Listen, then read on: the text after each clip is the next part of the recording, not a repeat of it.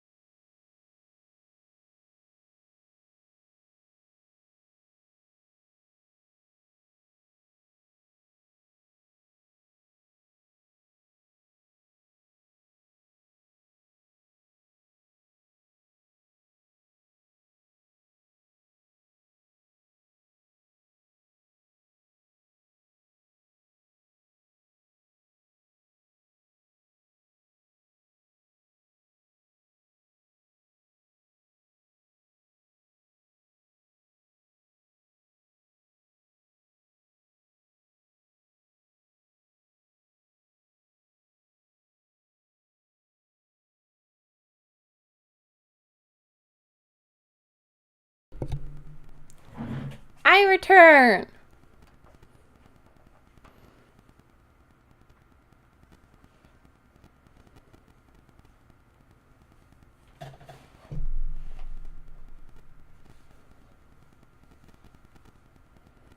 Okay, so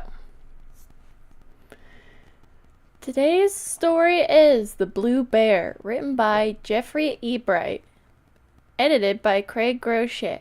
Thumbnail art also by Craig Groshek. No available narrations of this are current. And the estimated reading time is about 13 minutes. The rating is 10 out of 10 from one vote. So we really don't know what we're getting into here, do we, guys?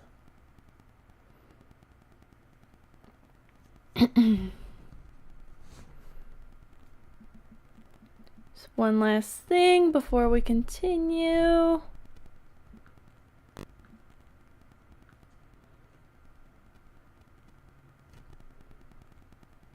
It'll be fine.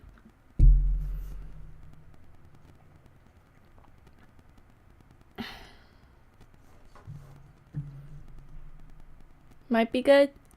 We'll see. Him.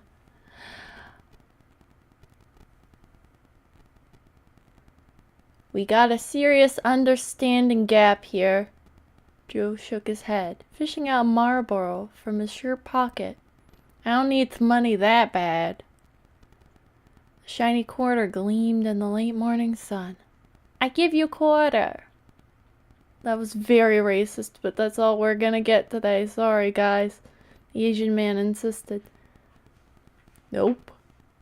Joe lit his cigarette and sank into the green lawn chair.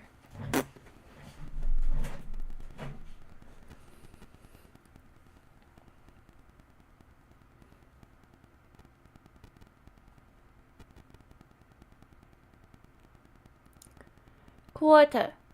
He held up the battered waffle iron. Joe tipped up his Saints ball cap. Son, if you really want a waffle that bad, just pry another 25 cents out your wallet, or go to the Waffle House down the street. Oh God, this writing. Eek. I'm assuming this man is meant to have a southern accent, but I can't do a southern accent to save my life. The Asian man shuffled his feet as if waiting in line for the bathroom. He exchanged the iron and quarter from hand to hand. He settled and cleared his throat. 25 cents. Joe chuckled loudly. Gotta admit, you got spunk. The Asian man gave a victorious smile. But I ain't selling it for less than 50 cents. As the Asian man walked away, crestfallen with the waffle iron still captured in his hand, he moved down the driveway, going from table to table, occasionally glancing back at Joe with a... What does that say? With a look of eventual victory, but Joe didn't pay any attention.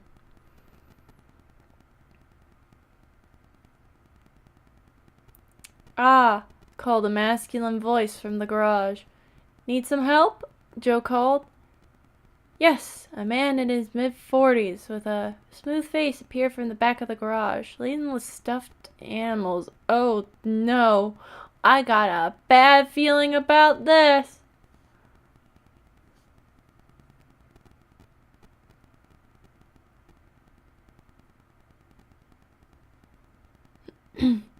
His smile was pleasant, and his green eyes sparkled from behind horn-rimmed glasses.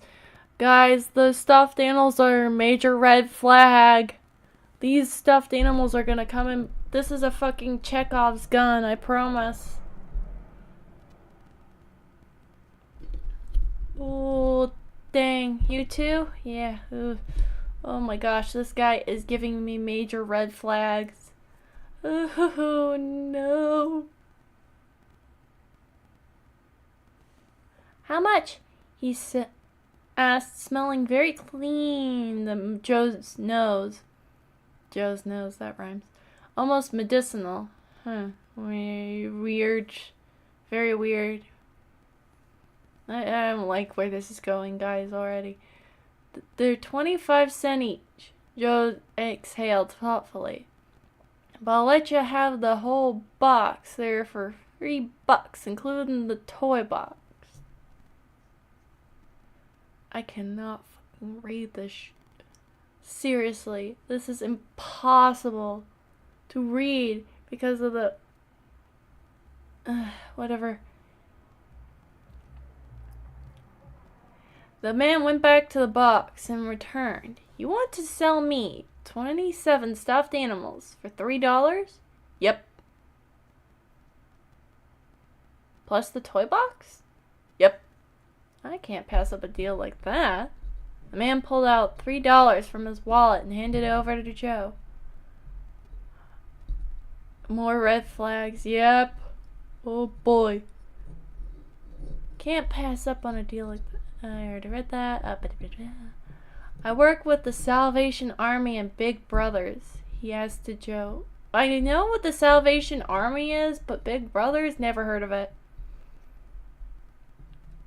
As Joe secured his profit in the battered green tackle box underneath the lawn chair, the man scooped up all the stuffed toys into the toy box. The toy box, roughly 3 feet long, 2 feet wide, and 2 feet deep, filled his average arms. He began walking cautiously down the drive with his great deal.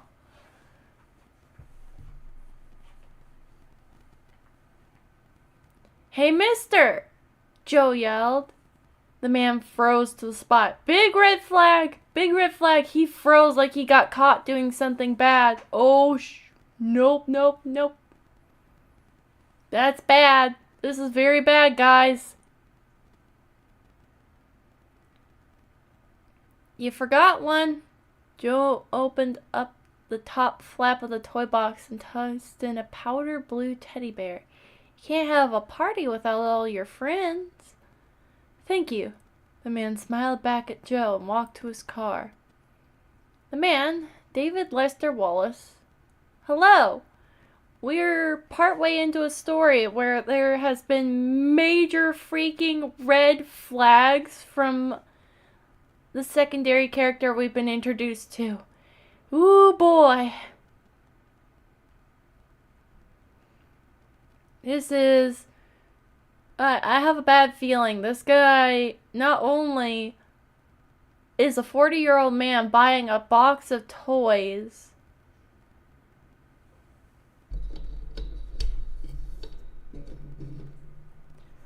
but when he went off to go bring his toys into the car I assume he was driving, the guys tried to stop him to give him one he dropped, and he froze upon hearing his name called out. So that, this guy, big bad vibes, very bad vibes. The man, David Lester Wallace, set the toy box in the trunk of his immaculately clean 68 Plymouth Fury. More red flags. A car that old being immaculately clean?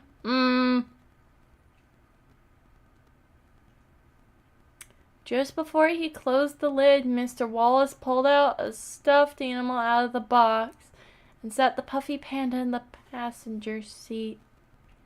He secured his seatbelt and cautiously drove away. Wallace was as happy as a kid at Christmas. At each red light, he would glow at the fluffy pal he acquired. David Wallace smiled all the way to the schoolyard. I was right, guys. I was right. It's going exactly where I thought it was going. Oh no. Content warning, possible child murder or molestation. I don't know yet. I'm scared. Oh no. On the playground, children laughed and played without care or adult conscience. This made David smile uncontrollably. There was something about youth that made him alive with an innocent loss, long lost with age. I'm scared, guys. I am so scared. Hey, mister! The voice belonged to a little girl who stared brightly at David. It is getting very dark very quick. We went from 0 to fucking 100 faster than you could see oopsie daisies. Oh boy. From outside the passenger window. You looking for somebody? Her bright blue eyes were electric. Why, yes. Yes, I am. He returned the smile. Do you know Megan? Megan Tompkins? The little girl peered curiously into the car. No more than 6 years old. Yes, I'm her grandpa, and he showed the little girl the friendly stuffed panda. I got her a present. David waved the stuffed animal in front of her, and she beamed back in wonderment. I've got an idea. He pushed the stuffed animal toward her. Why don't you give this to Megan for me?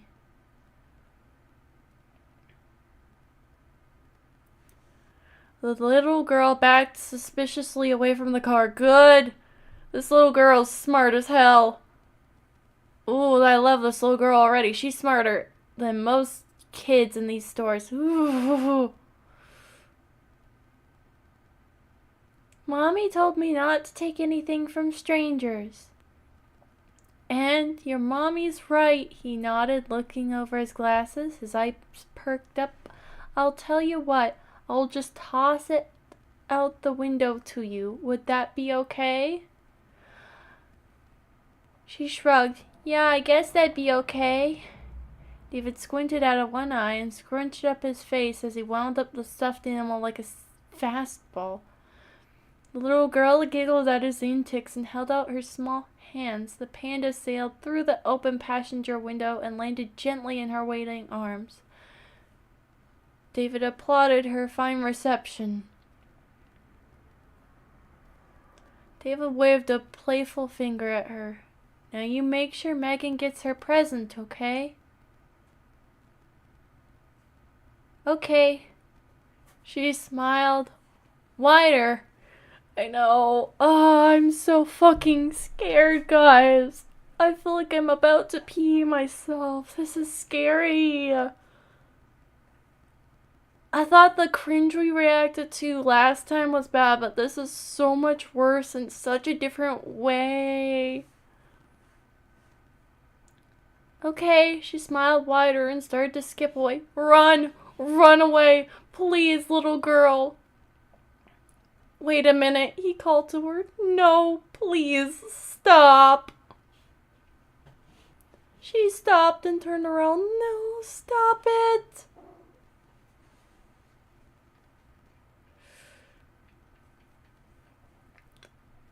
I looked a little bit ahead and I saw something bad. Oh boy, okay. Okay. We got this. We're strong. We got this, possums. Hang in there. Haha. Get it? 'Cause we're possums. I'm trying to diffuse the uncomfy with humor.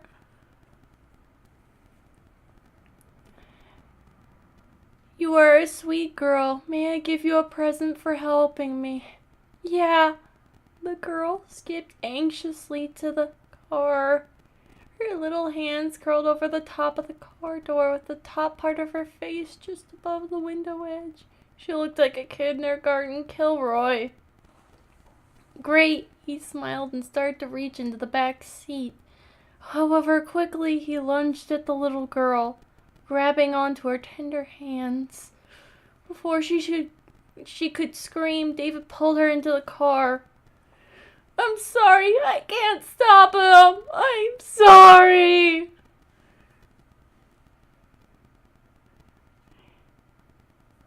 David pulled her into the car with one swift, brutal gesture.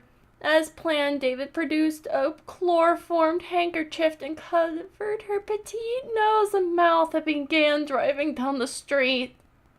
The little girl was unconscious before the first stop sign. His abduction took less than 10 seconds, and no one at the playground would even notice the little girl was missing for hours.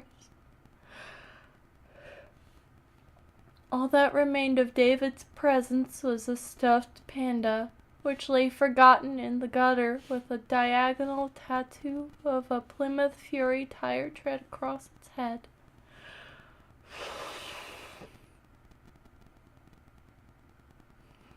I'm so sorry. I predicted exactly where this was going. Big content warning for what's about to come. I don't know what's about to come, but it's not gonna be good, bros.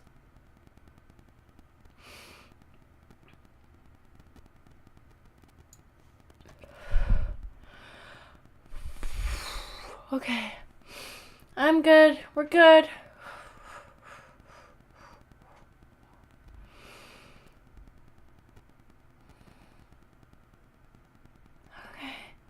Okay. We got it. We're good. He looked upon her motionless frame, stroking her hair with kind devotion. She was truly a beautiful child, much prettier than any other child he'd ever seen. As he stuffed her lithe body into the toy chest at a secluded rest station, he reveled in the fun that would be had this evening.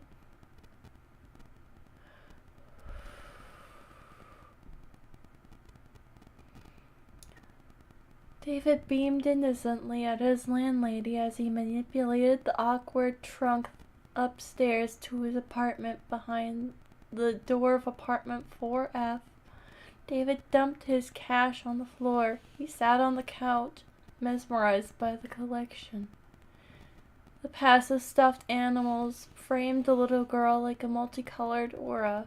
He picked up the jabbering Judy doll and pulled the string on her back. It is sick and disgusting. But in for a penny, in for a pound. Let's be friends, her scratchy, pre-recorded voice sang. David pulled again. I like you.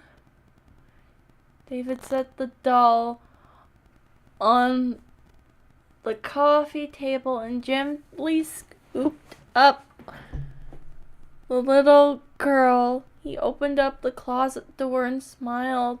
The little coat closet had been redesigned with a 6-inch thick acoustical tile lining the walls, door, ceiling, and floor. A miniature set of manacles dangled from the ceiling like disembodied octopus tentacles. David affectionately secured her into the restraints, gagged her mouth, and closed the door on his unconscious guest. He leisurely walked over to the floor and deftly pried the grate out of the hole. Once removed, he reached in and retrieved a piece of rolled black cloth tied up with red satin ribbon. David unrolled the cloth, exposing glittering surgical tools.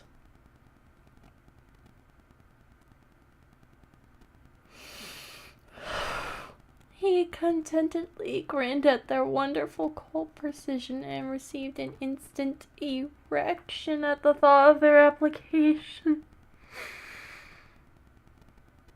What the fuck am I doing with my life? I'm gonna be sick. Please, please, for the love of all that is holy, let this man die in a horrible and painful way. Today had been an unexpectedly good day for David Lester Wallace. So overwhelmed with his acquisition and new playmate, he fell asleep on the couch under the protective plush eyes of his new friends. Psst, psst.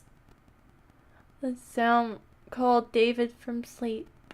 Rise and shine, Davy. David shook the cobwebs from his mind and looked around. He had forgotten to turn a light on, and it was now far into the night. Nervously, he reached for the coffee table lamp and clicked it on.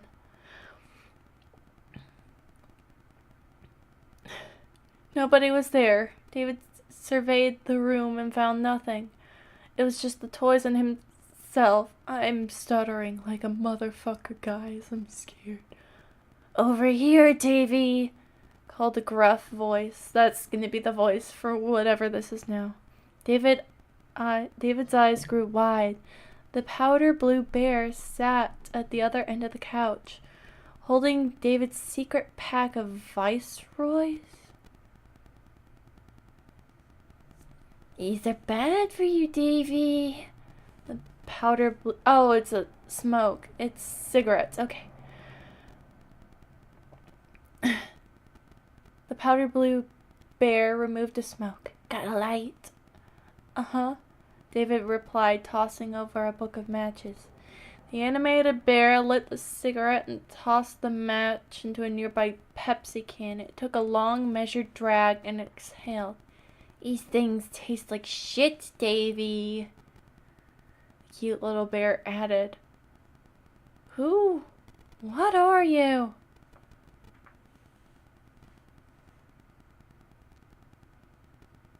I'm a fucking stuffed animal. The bear puffed away. You some kind of dumbass? David did not answer, shaking his head no. He looked at the sweet face of jabbering Judy, lying lifelessly at the end table. He pulled her string. I don't like you, it crackled cheerily. He pulled again. You're a bad man. He threw the doll to the ground. This is not happening. It couldn't happen to a fucking better person. Sure is, Davy. The bear blew smoke at David. Welcome to your worst fucking nightmare. As if on cue, the menagerie of toys came to life. David could feel the menace behind the prefabricated smiles and the hollow, lifeless eyes. They peered at David with secret desire, which made him uncomfortable and filled with fear and spawned adrenaline. We're here to settle a score, Davy. The bear flicked ashes on the floor. I don't know what you mean. He looked innocently at the toy jury. Cut the bullshit, Davy. You know why we're here. You're crazy. I don't. The bear cut in. Crazy? Crazy? You're 47-year-old. So you're 47 years old and you're talking to stuffed animals. Pull your head out of your ass, Davy. David put his hands to his ears. I'm not going to listen. This is just a bad dream.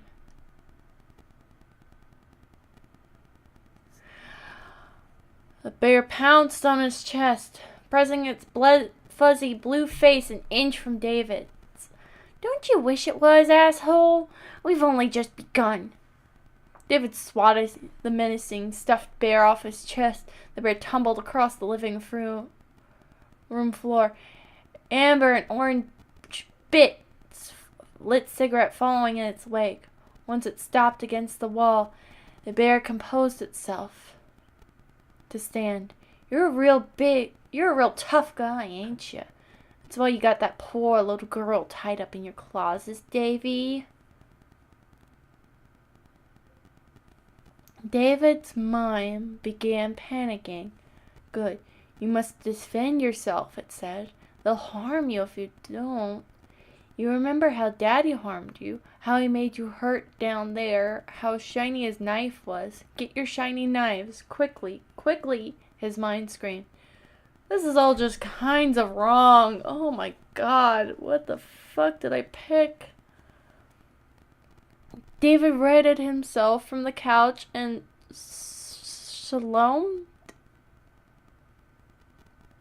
Okay, around the animated toys like a professional skier to where he'd left his cache of knives. He rounded the corner of the table and stared speechless. The knives are gone. Looking for something, shithead? The soft blue bear absently crushed out the remainder of its smoldering cigarette with its padded paw. Maybe something sharp and deadly, Davy? The rage began to build in David. Where are they? Tell me. Or what? Or what? The bear put stuffed hands to its hips. I ain't no little kid, dickweed. And I may look all plush and soft, but I ain't no pushover, Davy boy. Give me my things! David advanced on the 18-inch bear. The bear gestured to the other toys. Instantly, the other toys swarmed upon David. Try as he might, David was quickly overpowered by the toys, falling onto the couch with a heavy thud. The toys circled him like stereotypical Indians around a westward wagon train.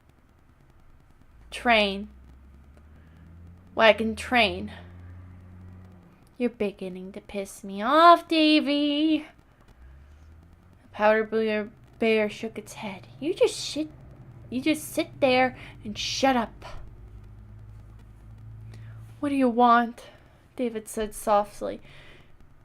You're gonna die, motherfucker, and it's what you fucking deserve.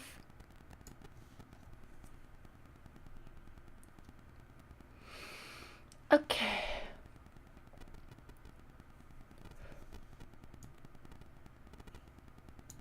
It's not what I want, Davy, but it's what I have to do. The bear hopped up onto the coffee table. But I ain't the man I used to be, as you can tell. What are you? I'm a fucking light blue teddy bear, dipshit, and you're a pedophile and killer of 27 children. The bear offered an unwavering stitched smile. But you want to know why we're here, don't you, Davy? Yes, David peeped as the bear lit another stale cigarette. It's probably got to do with karma, Davy boy. You know, get what you give. You shall reap what you sow. Paybacks are a bitch, that kind of shit. Well, this is my payback for the nasty life I led. That or the creator has a shitty sense of humor about the afterlife. David stared at the animated animal, dumbfounded. No comprende, Davy? Bear shook its stuffed head. I don't blame you.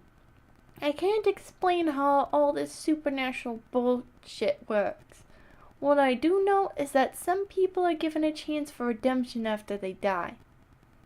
I don't know what if it takes you to heaven or nirvana or some goddamn happy hunting ground when you're redeemed.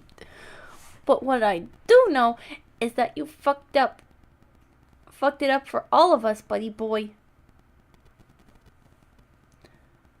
David looked at the precious faces of the toys.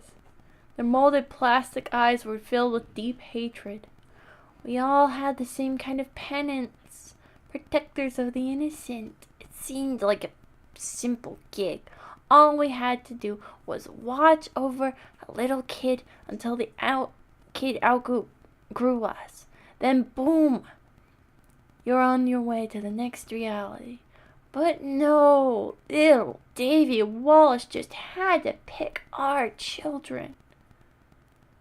Kind of ironic, don't you think?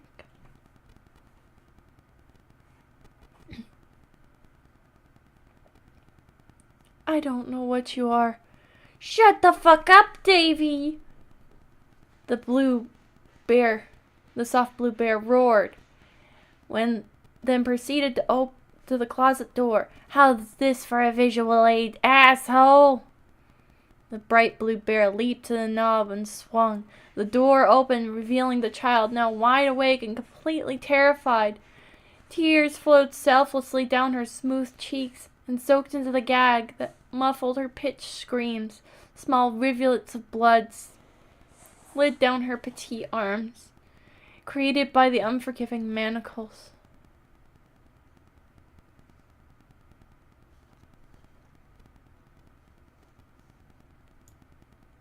Does this help your memory? The bear leered at David. Maybe I couldn't save my kid, but you sure as hell ain't getting your hands on victim number 28.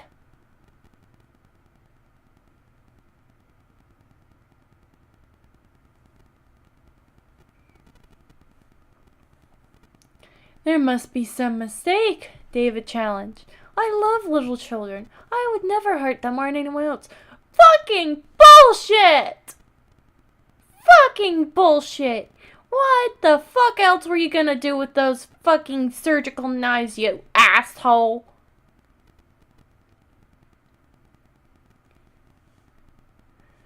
What the fuck? Wrong with you?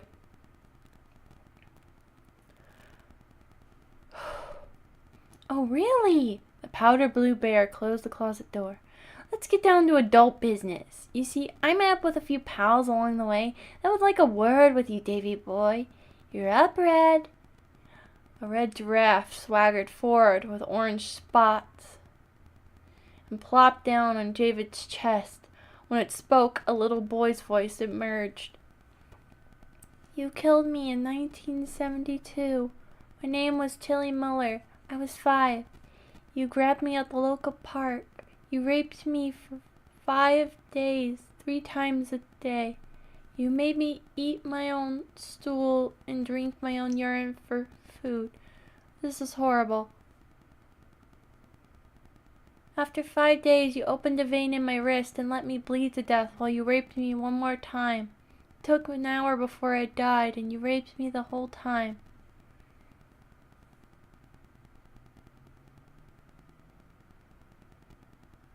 As the toy spoke, David felt the pain he had inflicted upon his former victim. His rectum began painfully throbbing, and he felt a gush of warm blood from his right wrist. Oh, Jesus! He clamped his left hand over the wound. Jesus ain't got nothing to do with you, Davy boy. Your ass belongs to us. The bear chuckled humorously. Next. A frizzy-haired koala bear sat on David's chest. My name was Anna Lee Batson. You kidnapped me from Westchester Mall in 1988. I was 6.5. You kept me alive for 10 days and raped me every day until I died. You cut off my nipples and cooked them. You made me eat them. Then you poured salt in the open wound just to watch my face. You killed me while you were raping me with a power drill. Ugh. I feel like I'm gonna vomit.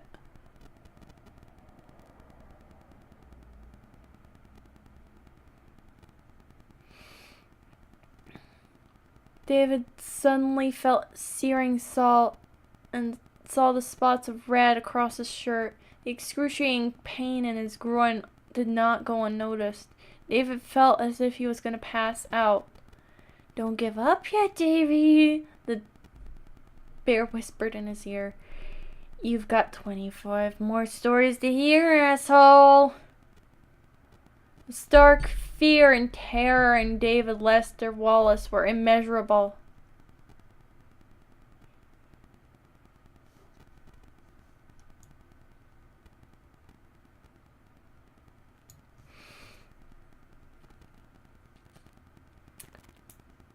"25 stories came and went, all as gruesome and horrific as the last. All left their mark on David as it had left on his victims, spreading across his chubby body like an emerging roadmap of pain. Occasionally, David would pass out from the tormenting agony. The toys were as loving with David as David had been with his victims.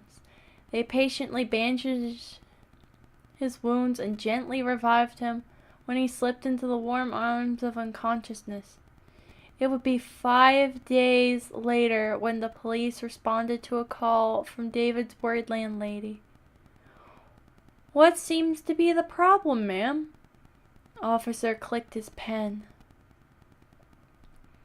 It's one of my tenants, Mr. Wallace. She pointed up the stairs. He lives in apartment 4F. I haven't seen or heard of him in days. You suspect foul play? Offered the other officer. I don't know. He's always been so mindful of others. Never hear a peep out of him. When I walked past his door today, I smelled something, and it smelled like something spoiled. I've been too afraid to open the door. I don't know why I'm making this lady sound like Fluttershy, but that's what we're going with, guys. This lady's Fluttershy now. She handed the pass key to the officers. He's a nice young man. No, the fuck he isn't. He's a nice young man. I just hope nothing as bad has happened to him. He's the best tenant I have. Oh boy, lady, you've got another thing coming.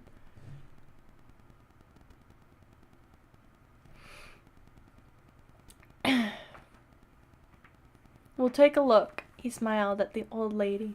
But just in case, you might want to stay down here. The two officers ascended the stairs, yet did not get within 3 feet of the door before the stench of rancid food hit. Jesus, Phil. What the hell died in here? The odor began choking the officers. Oh, God. He's dead. Guys, he was tortured to death. No worries. He's good. Everything's right in the world. The second officer ignored his partner and knocked on the door. Mr. Wallace, police, open the door, sir. No answer. He knocked again. Mr. Wallace, this is the police. We have the pass key. We are coming in, sir.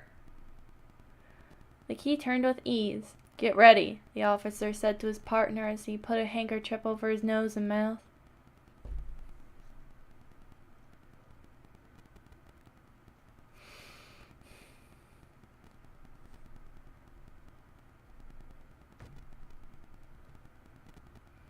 Pussy, his partner chuckled. Let's do this. They flung the door open, only to be assaulted by a hammering fetid rankness. The chuckling partner instantly vomited while his partner squeezed the handkerchief tighter against his face. Both of their eyes watered as they absorbed the disgusting scene played before them. David Lester Wallace sat motionless on his couch. He was encrusted in dark, dried blood. The officers could not find a single spot on his body where trauma was not present. Scrapes, gouges, tears, rips, claw marks, bite wounds covered his body like a sadistic blanket. The twisted expression on what was left of his tongueless mouth formed a soundless scream of endless torture. Of course, that did not stop the battalion of houseflies from feasting upon his rotting flesh. Couldn't have happened to a better person. Christ, Phil, the officer gagged. I've never seen anything like this. Jesus, his fingers are not off. His eyeballs are cut open. Oh, Christ, oh, Jesus, what the hell was all the manager could say before he realized he was looking at David Wallace's severed and filleted penis on the end table. Call for backup, Bob. We gotta get this place closed down and quick. The officer choked through his handkerchief. We gotta keep the press out of here. Get the tape from the trunk and set up the crime scene. Now, Bob!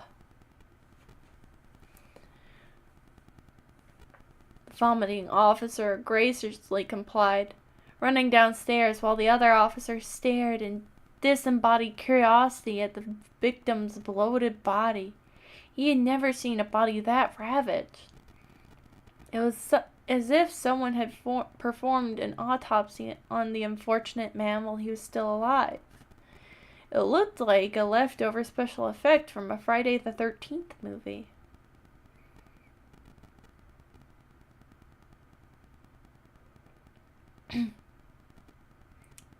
What the hell? The officer leaned in to examine the decomposing body. He tentatively poked at the victim's shattered mouth. There was some foreign object lodged in the dead man's maw. He managed to procure a piece of it on the end of his pen. He brought it under close examination. He looked past the dried saliva and pronounced with a puzzled hitch in his voice. Stuffing?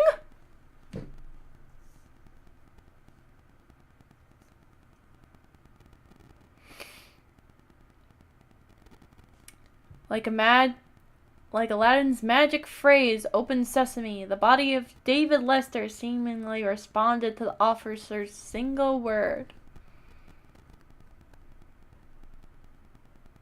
The officer slowly backed away as the body began convulsing. Pounds of pristine stuffing belched from the rotting corpse's torso and into the air like a obscene snowfall. It was then the other officer gave in and vomited too. Later that day, police and press would rush to a secluded rest stop on Interstate 75 with rabid curiosity, a hail of flashbulbs and microphones. The police would escort a frightened but safe and injury-free little girl with golden blonde hair back to her relieved parents. She had no memory of David Lester Wallace or her time since the abduction.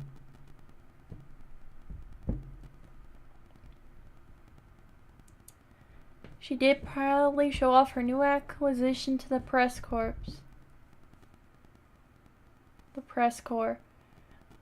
She offered an innocent smile as she held up a fluffy, powder blue stuffed teddy bear. Although its eyes were lifeless dark buttons, the black plastic twinkled happily.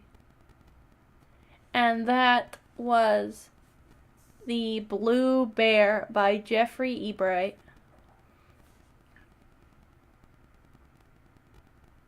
I am thankful we did not have to read through all of the stories of what that horrible, horrible man did to all those children. But just based off of the fact that it said that each one was as horrible as the last, I think we can pretty well assume, especially with how badly his body was left, how the rest of them died.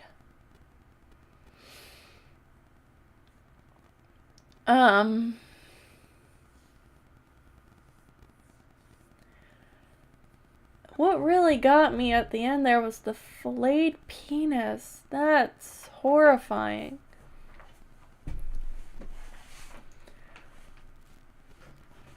That was really something else, guys. I just chose a random story I'd never seen on this website, and I had no expectations for it, honest to God.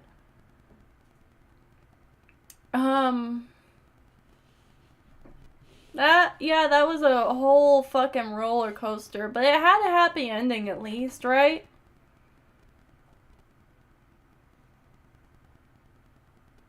Like, it had a happy ending.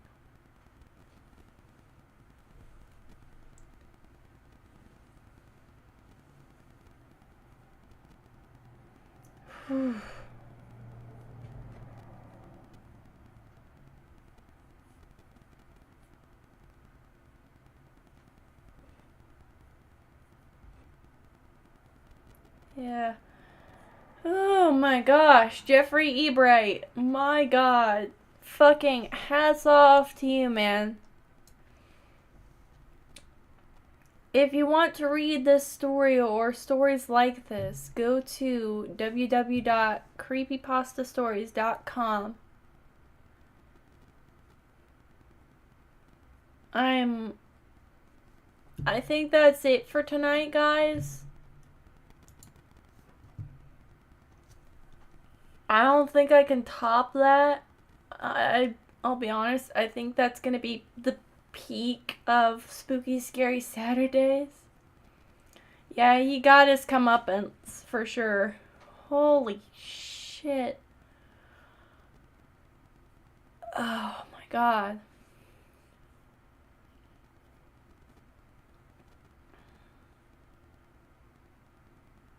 The girl got rescued and had no memory of the horrible things that happened to her.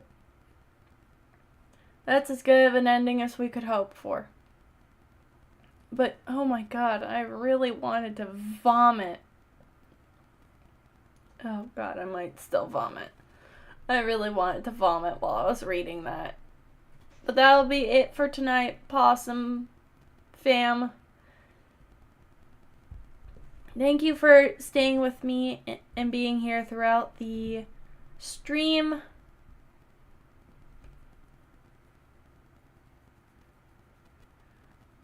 I don't think I want to edit this video because I don't want to re-listen to this story. I don't think anybody can blame me for that one.